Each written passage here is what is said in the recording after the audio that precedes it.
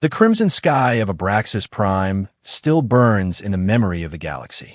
2 centuries have passed since the last time human forces swept across that doomed world, leaving nothing but vitrified glass where thriving cities once stood.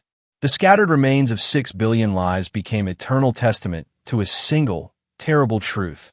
Humans don't fight to win, they fight to end things. The Galactic Accord convened in the aftermath of what became known as the Abraxas Annihilation. Representatives from 200 civilized worlds gathered to address humanity's unique approach to warfare.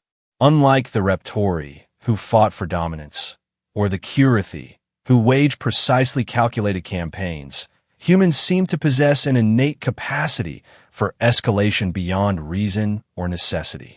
Captain Elias Ward stood at the viewport of his retirement home on the neutral world of Sanctuary, watching the twin suns dip below the horizon. The artificial gravity generator hummed softly beneath his feet, a constant reminder of the technological marvels that peaceful cooperation had brought to the galaxy. Yet Ward knew that beneath this veneer of advancement lurked something darker, something that had been forcibly suppressed for generations. The Accord solution had been elegant in its simplicity. Human involvement in direct combat was outlawed across all member systems. Humans could serve as advisors, trainers, logisticians, even weapons designers, but they could never again take up arms themselves. The decree had worked remarkably well. Wars still erupted between member species, but they remained contained, fought with precision and restraint by AI-controlled drones and carefully regulated military forces. Ward had been among the last generation of human soldiers. He'd seen what happened when humanity's restraints came off, watched as the moral boundaries that guided other species dissolved in the heat of battle. The memories haunted him still. The screams of Abraxas Prime's defenders as molecular disruptors tore through their cities. The sickening realization that his species had crossed a line from which there could be no return. A soft chime interrupted his reverie. The communication panel on his wall glowed with an unfamiliar priority code, one he hadn't seen in decades. As he approached, a holographic display materialized, showing Admiral Kalen of the Accord High Command. The Vorthian's usually composed features betrayed unmistakable tension. "Captain Ward," Kalen began, her voice tight with suppressed emotion. "I'll be brief. The Laerix sovereignty has broken away from the Accord. They've launched simultaneous attacks on 15 frontier colonies, targeting diplomatic stations and civilian infrastructure. Our conventional forces are overwhelmed." Ward felt his jaw clench involuntarily. The Accord has standing armies from a dozen species. Surely you're not suggesting. They're slaughtering civilians, Ward. Not just military targets. Entire populations. Our drones can't adapt quickly enough to their tactics, and our member species forces are too bound by protocol to respond effectively. Kalen paused, seeming to struggle with her next words. "The Council has authorized Protocol Omega." The designation struck Ward like a physical blow. Protocol Omega, the classified emergency measure that would recall humanity's forbidden warriors. A last resort that most believed would never be implemented. "You're asking us to become monsters again," Ward said quietly. "No," Kalen replied. "I'm asking you to become what you've always been." The Laerix understand only one thing: total war. And there's only one species in this galaxy that's mastered that particular art. Ward closed his eyes, feeling the weight of history settling on his shoulders. He thought of his old unit, scattered across dozens of worlds, living quiet lives in the shadow of their past. They'd buried their combat skills beneath layers of restraint, channeled their aggression into peaceful pursuits. But the warrior's instinct never truly died, it only slept. "How many can I recall?" he asked finally. "As many as will answer. The authorization codes have been transmitted. You have full operational discretion, Captain." Kalen's voice softened slightly. "For what it's worth, Ward, I'm sorry. We should have found another way." The transmission ended, leaving Ward alone with his thoughts. He walked to a concealed panel in his wall, pressed his palm against the biometric scanner. The hidden compartment opened, revealing an ancient combat suit bearing the insignia of Earth's Special Operations Command. The armor was pristine, maintained with religious dedication despite centuries of disuse. His fingers traced the battle-scarred surface of the helmet, memories flooding back with each touch. The weight of command, the burden of necessary evil, the thin line between soldier and monster. Ward had hoped never to wear this armor again, never to unleash the terrible capabilities it represented. But the galaxy had called, and humanity would answer, not as heroes or saviors, but as what they had always been in war, the final solution. Then of all things, Ward activated his secure communication channel, entering codes he'd memorized 2 centuries ago. One by one, responses began trickling in from across the galaxy. The Earthborn were awakening, and heaven helped those who stood in their path. As he donned his armor for the first time in generations, Ward remembered an old human saying, "Let's slip the dogs of war." But humans weren't dogs. They were something far more terrifying, creatures that understood the true meaning of annihilation. The recall order spread through encrypted channels, reaching former soldiers who had hidden themselves in plain sight across the civilized worlds. Engineers who had designed weapons they prayed would never be used. Tacticians who had helped plan defensive strategies, while secretly preparing for the offensive that might one day be necessary. In a remote mining colony, a woman known as Dr. Sarah Chun received the signal while supervising asteroid harvesting operations. She'd spent decades teaching other species the art of resource extraction, carefully avoiding any mention of her former expertise in demolitions and siege warfare. Now, as she read the activation codes, she felt the old instincts stirring. On the academic world of Thesha, Professor Marcus Drake closed his lecture on interspecies diplomacy early. His students, representing a dozen different races, would never suspect that their gentle instructor had once commanded a battalion that had reduced a moon to rubble in less than 6 hours. Across the galaxy, the pattern repeated. Peaceful citizens, respected professionals, quiet retirees, all receiving the same message, all feeling the same terrible awakening of dormant purpose. The Earthborn were being called to war once more, and the galaxy would soon remember why they had been banished from battlefields in the first place.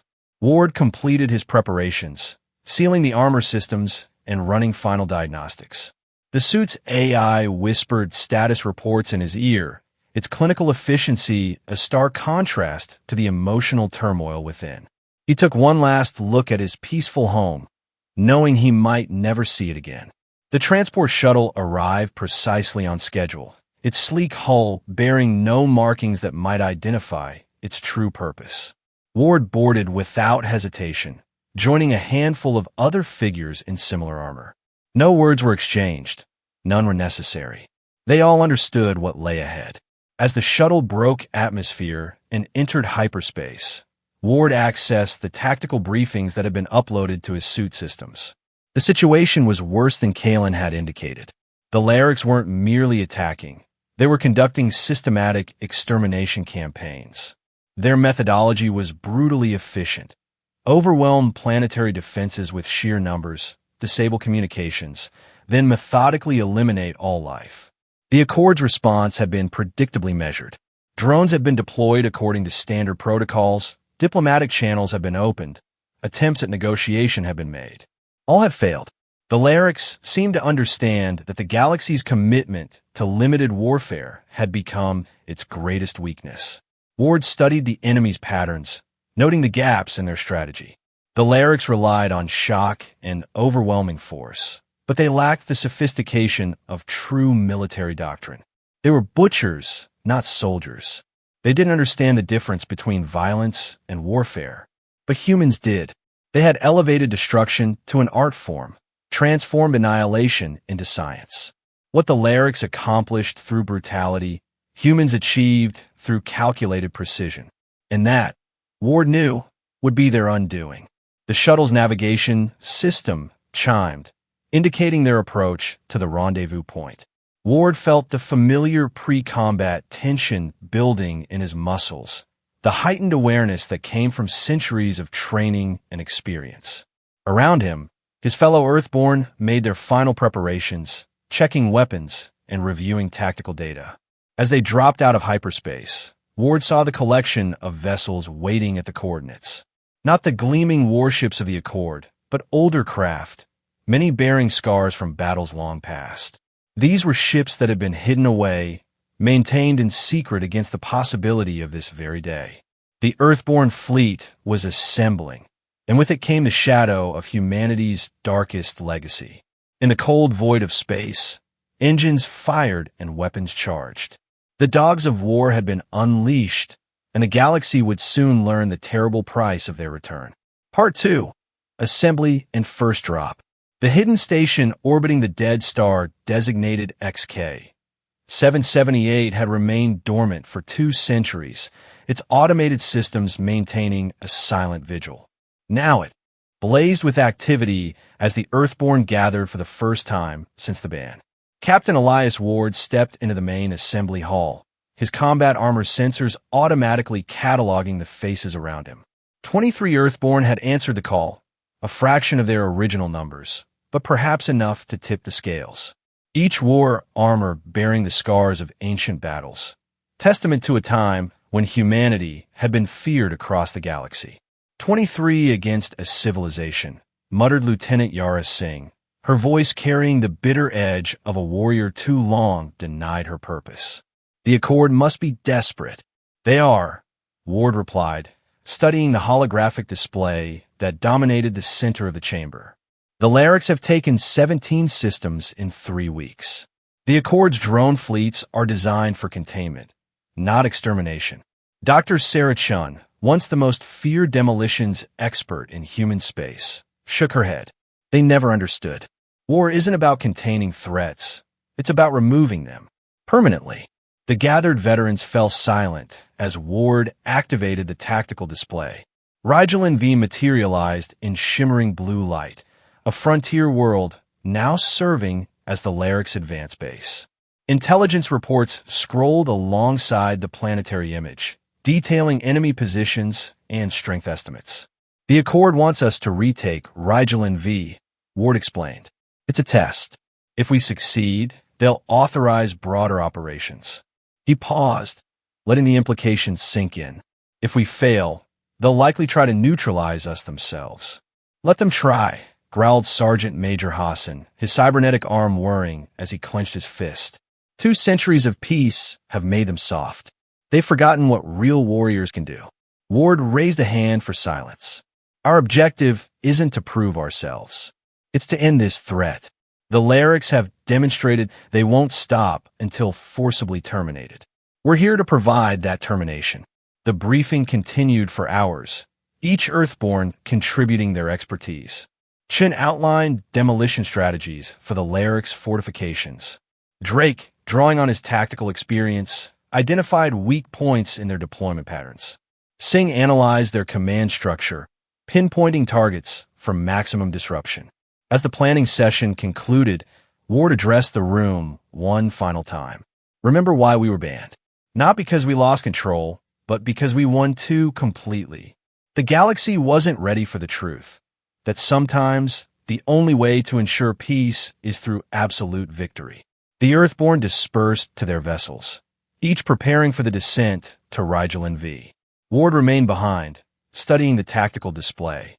The weight of command pressed heavily on his shoulders, but beneath it burned a fierce joy he hadn't felt in centuries. They were going back to war. The drop ships launched in perfect formation, their stealth systems rendering them invisible to standard sensors. As they pierced Rigel V's atmosphere, Ward monitored his team's biometrics.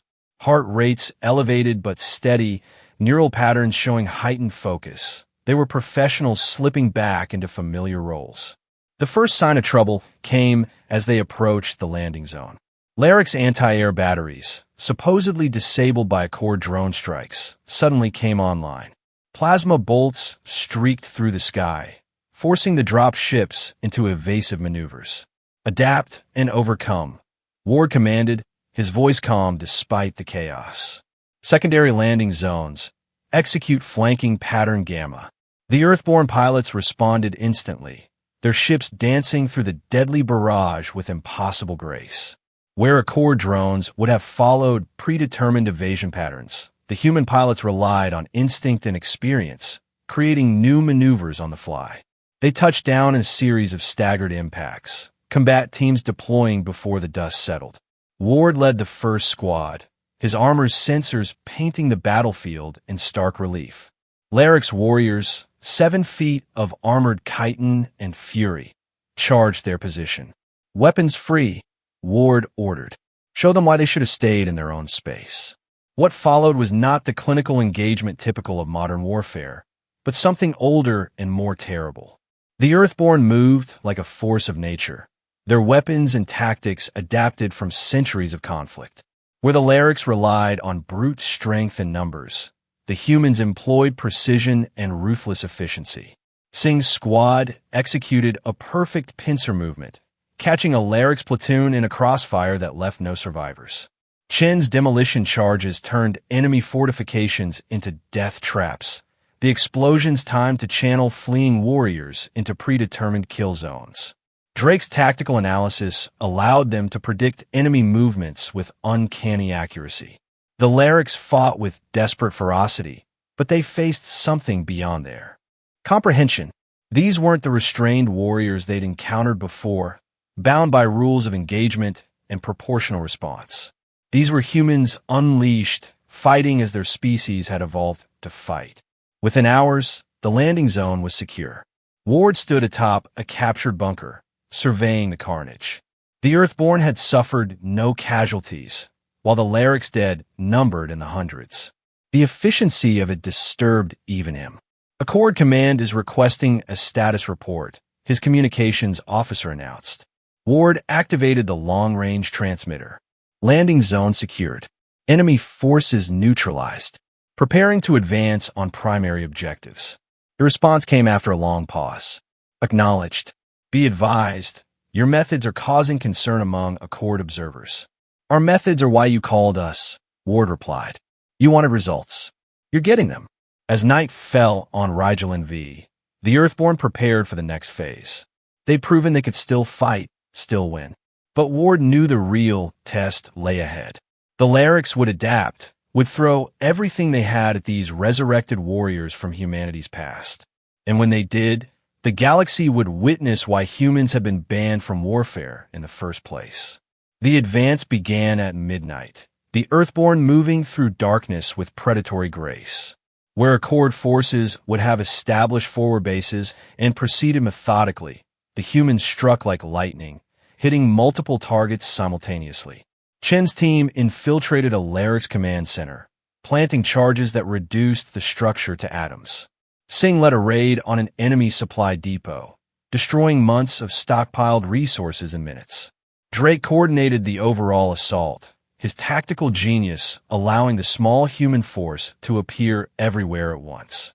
The Larrick's response was predictably violent, but poorly coordinated. They had no frame of reference for this kind of warfare, no defense against enemies who seemed to materialize from shadow and vanish just as quickly. By dawn, the Earthborn had accomplished what entire Accord armies had failed to do in weeks.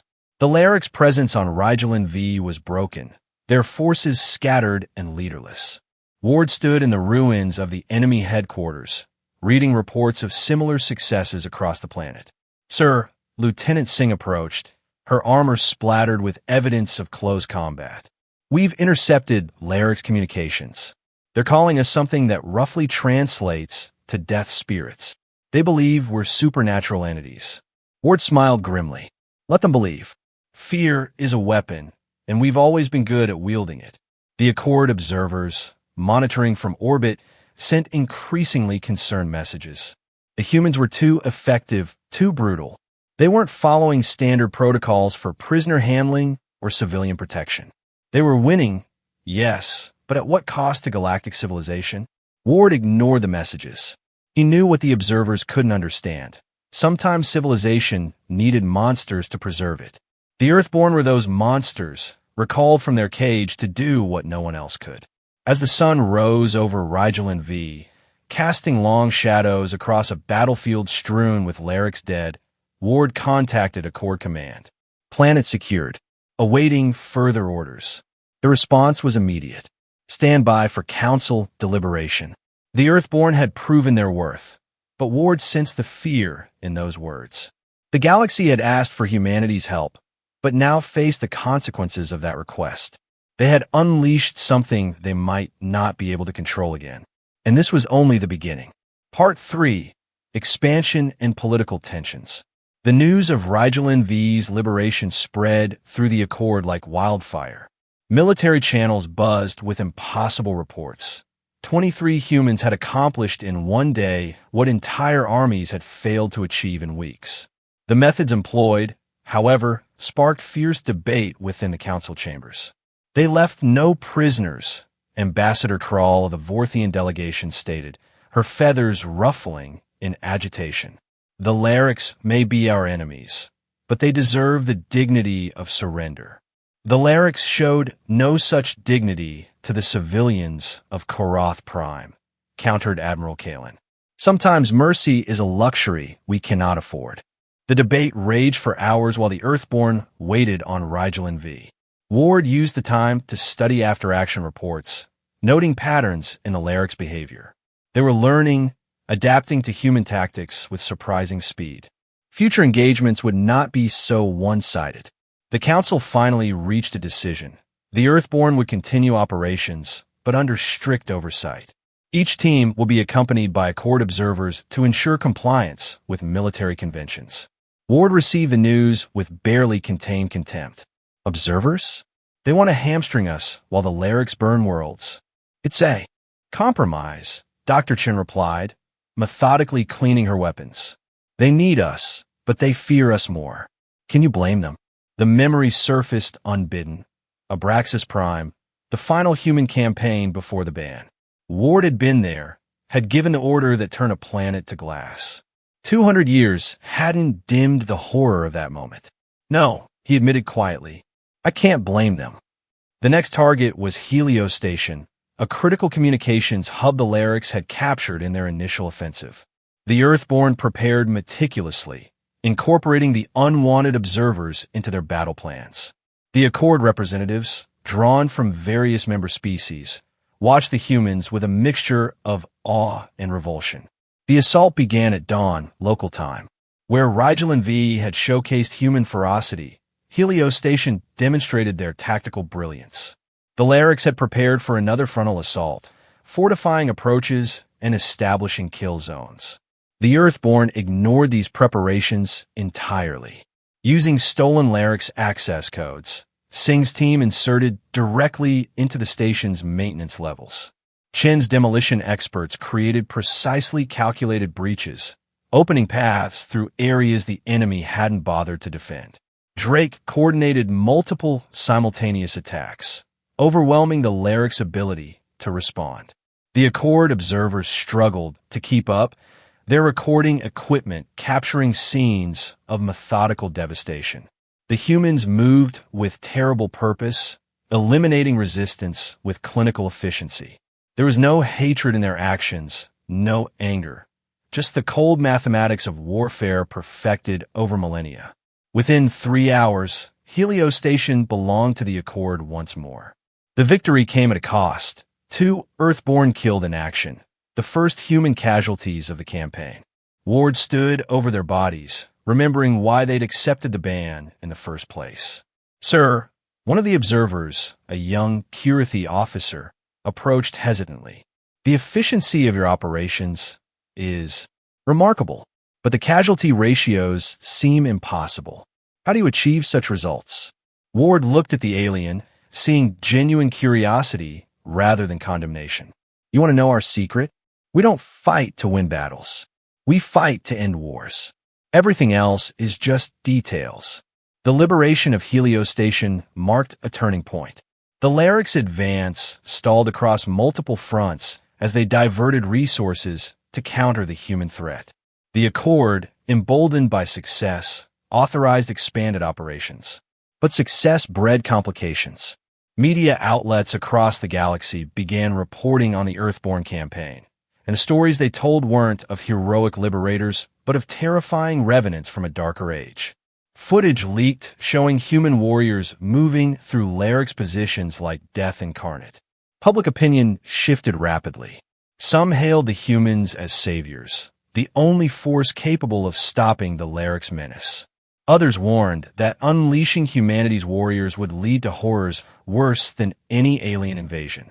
Within the Accord Council, factions emerged. The militant wing, led by Admiral Kalen, pushed for full deployment of human forces. The conservative bloc, remembering Abraxas Prime, called for immediate cessation of Earthborne operations. Ward found himself caught in the political crossfire. During a heated council session transmitted to Rigelin V, he listened as delegates debated humanity's fate as if they weren't present. The humans have proven effective, admitted the Kirathi Prime Minister, but at what cost? They disregard our conventions, show no restraint. How long before they turn these methods against us? Perhaps, Ward interjected, his holographic image materializing in the council chamber. You should have considered that before asking us to save you.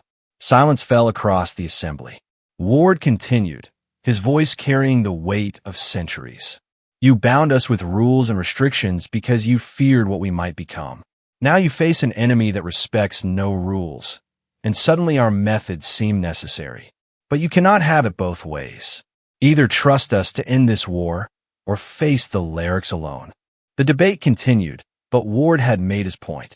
The Earthborn proceeded with their campaign, each victory adding to both their legend and the fear they inspired. On Terminus 9, they broke a siege that had lasted months, rescuing millions of civilians in the process. The population hailed them as heroes even as they recoiled from their methods. At the Battle of the Void Nebula, 20 Earthborn pilots in outdated fighters destroyed a Larix fleet of over 100 vessels. The victory defied every tactical simulation, every reasonable prediction. Each success brought humanity closer to its goal, the complete elimination of the Larix threat. But it also pushed the Accord closer to a terrible decision. The same qualities that made humans invaluable in war made them terrifying in peace. Ward saw the signs, recognized the pattern from his own species' history. Fear bred desperation, and desperation led to betrayal. The Accord had unleashed their monsters to fight other monsters, but now they wondered if they'd simply traded one threat for another. As the campaign entered its 4th month, with Larix forces in full retreat across multiple sectors, Ward received intelligence that confirmed his suspicions. Certain elements within the Accord were developing contingency plans that involved the elimination of the Earthborn once their usefulness ended. History, it seemed, was preparing to repeat itself. The only question was whether humanity would allow it. The final phase of the war approached, and with it, decisions that would shape the galaxy's future. The Earthborn had remembered why they were banned from battlefields. Now they would remind everyone else. Part 4. The Final Battle and Ultimate Decision. The culmination came at Beta Complex, the Accord's most heavily fortified installation in the frontier sectors. The Larix, driven to desperation by months of defeats, had gathered their remaining forces for one massive assault. Intelligence estimated over 1 million warriors converging on the complex, supported by their entire remaining fleet. Ward stood before his assembled Earthborn, now reduced to 19 after casualties sustained in previous engagements. They'd been reinforced by human volunteers from across the galaxy, men and women who'd heard the call and remembered their heritage. Nearly 50 warriors now stood ready to face an army that outnumbered them 20,000 to 1. The Accord wants us to hold the complex until their main fleet arrives, Ward explained, highlighting defensive positions on the tactical display. They estimate they'll need 3 days to mobilize sufficient forces. 3 days against 1 million Larix, Dr. Chun mused. They're asking for a miracle. No, Ward corrected. They're asking us to be what we've always been, the thin line between civilization and chaos, the wall against which darkness breaks. The Earthborn took their positions as the first Larix ships appeared on long-range sensors. Ward had chosen their battleground carefully, turning Beta Complex's own defenses into a lethal maze. Every corridor became a killing field, every chamber a trap. The Lyrics attacked with characteristic fury, wave after wave crashing against human defenses. But where previous battles had showcased human offensive capabilities, this engagement revealed their true mastery of defensive warfare. They fought with economy of motion, every shot precisely calculated for maximum effect. When ammunition ran low, they switched to blades and close-quarters combat, their power armor turning them into unstoppable juggernauts. The Lyrics learned to fear the sound of human footsteps in the dark. For 2 days, the battle raged without pause. The Earthborn gave ground meter by meter, drawing the Lyrics deeper into their prepared defenses. Chin's explosives turned entire sections into tombs. Singh's squad conducted lightning raids on enemy rear positions, sowing chaos and confusion. But the numbers told. One by one, the Earthborn fell. Hassan died holding a critical junction, his cybernetic arm still functioning long after his body had given out. Drake was killed coordinating a counterattack that saved thousands of civilian lives. By the 3rd day, only 7 Earthborn remained. Ward, Chun, Singh, and 4 others held the complex's command center as the Lyrics pressed their final assault. Ammunition exhausted, they fought with salvaged weapons and bare hands. It was then that Ward received the transmission that changed everything. Captain Ward, Admiral Kalen's voice crackled through damaged communication systems. The Council has made a decision. Given the extreme nature of human combat capabilities, they've authorized deployment of a Class Omega weapon. The entire sector will be sterilized. Ward felt a cold fury rise within him. You're going to destroy Beta Complex? With us still inside. It's necessary, Kalen replied, her voice heavy with what might have been regret. The Lyrics must be stopped, and we cannot risk what you might become after this victory. The betrayal was complete. The Accord had used humanity's warriors to blunt the Lyrics' assault, and now sought to eliminate both threats with a single strike. Ward looked at his remaining soldiers, saw the same realization in their eyes. They'd known this might come, had prepared for this possibility from the moment they'd answered the recall. How long? He asked simply. 15 minutes. I'm sorry, Captain. Your sacrifice will be remembered. Ward cut the transmission and turned to his team. You heard her. We have 15 minutes to finish this. What followed would become legend in the years to come. 7 humans, betrayed by those they'd sworn to protect, unleashed their full capabilities for the first time in centuries. They abandoned all restraint, all concern for collateral damage. Chun detonated charges she'd placed throughout the complex during the battle, creating a cascade of destruction that channeled the remaining Lyrics forces into a single killing ground. Singh led a suicide charge into the heart of the enemy formation, her berserker rage inspiring terror even in warriors who knew no fear. Ward himself accessed systems he'd kept hidden, weapons so terrible they'd been banned even during humanity's darkest periods. The command center became a nexus of destruction, waves of energy reducing Lyrics warriors to component atoms. With 5 minutes remaining, Ward broadcast on all frequencies. This is Captain Elias Ward of the Earthborn. The Accord has betrayed us, as we knew they might. They fear what we are, what we've always been. But remember this, we chose to die here rather than turn our weapons on those we swore to protect. Remember that humanity, for all its darkness, kept its word to the end. The Class Omega weapon activated precisely on schedule. A gravitational pulse swept through the sector, collapsing space-time around Beta Complex. The entire installation, along with every living thing within 100,000 kilometers, ceased to exist. The Lyrics' threat ended in that instant. Their invasion force, concentrated for the final assault, vanished along with the Earthborn. The war was over, but the consequences had only begun. Part 5. Aftermath and Lasting Echoes. The official Accord report listed the incident at Beta Complex as a tragic accident. A catastrophic failure of experimental power systems, they claimed, had resulted in the loss of the installation and all personnel. The Earthborn were hailed as heroes who'd given their lives defending the galaxy. But the truth spread anyway. Ward's final transmission had reached far beyond Beta Complex. Across the galaxy, beings who'd witnessed humanity's sacrifice began asking uncomfortable questions. How could the Accord justify destroying their own installation? Why had the Class Omega weapon been deployed with such precise timing? Unrest grew in the frontier sectors. Several species withdrew from the Accord entirely, citing lack of trust in the central government. The Reptori ambassador resigned in protest, declaring that honor demanded acknowledgement of humanity's sacrifice. In the high chambers of the Accord Council, emergency sessions convened daily. The militant faction that had authorized the weapon's use found itself increasingly isolated. Admiral Kalin, once a respected military leader, faced calls for her resignation.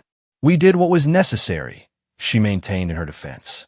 "The humans were too dangerous to be allowed to survive. You all saw what they were capable of. We saw beings who fought and died for us," countered the Vorthian Prime Minister. "We saw warriors who, even in betrayal, chose to complete their mission rather than seek revenge. Perhaps we misjudged them." The debate might have continued indefinitely if not for the reports that began filtering in from remote sectors. Ships bearing ancient Earth symbols were sighted at the edge of known space. Transmissions in old human military codes were intercepted.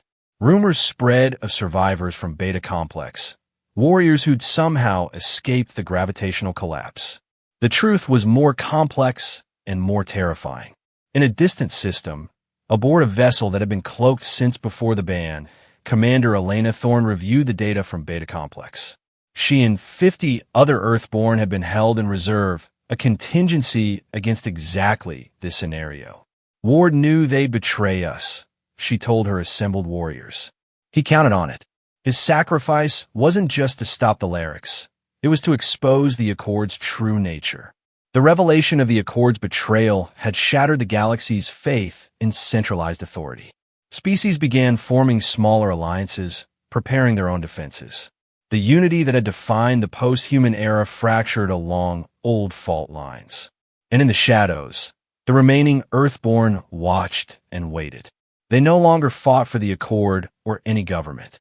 They'd become something else, guardians of a darker truth, keepers of humanity's legacy. Reports continued to surface.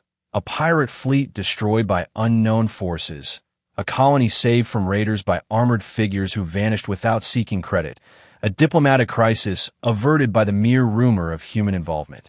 The galaxy had entered a new age, one defined by uncertainty and fear. The Lyrics were gone, but the cost of their defeat had been the comfortable illusion of civilization's superiority.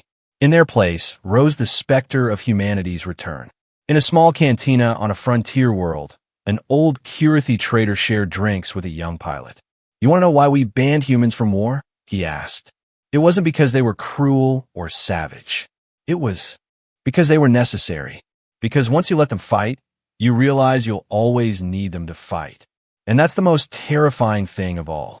The pilot nodded, then froze as a figure in ancient armor entered the cantina. The conversations died, patrons finding urgent business elsewhere. The armored figure surveyed the room once, then turned and departed as silently as they'd arrived. No one spoke of the incident afterward. No one needed to. The message was clear. Humanity's warriors still watched from the shadows, still stood ready to do what others could not. The Accord never fully recovered from the Beta Complex incident. Trust, once broken, proved impossible to restore. The galaxy fragmented into dozens of smaller powers, each maintaining its own military forces. But they all remembered the lesson of the Lyrics War. When true darkness threatened, when civilization faced existential danger, there was one force that could end the threat decisively. One species that understood the terrible arithmetic of total war. And so the ban remained officially in place, though everyone knew it had become meaningless. Humanity's warriors couldn't be controlled or contained, only respected and, when necessary, feared. In the depths of space, aboard ships that never appeared on any registry, the Earthborn maintained their vigil. They'd accepted their role as civilization's monsters, the necessary evil that lurked in the dark. Sometimes, late at night, Commanders of various species would receive anonymous messages. Simple coordinates, warnings about threats not yet recognized, intelligence that proved invariably accurate. The messages always ended the same way. There's a reason humans were banned from the battlefield. Now they remember why. And in remembering, they ensured the galaxy would never forget. The age of human warfare had ended. The age of human legend had begun.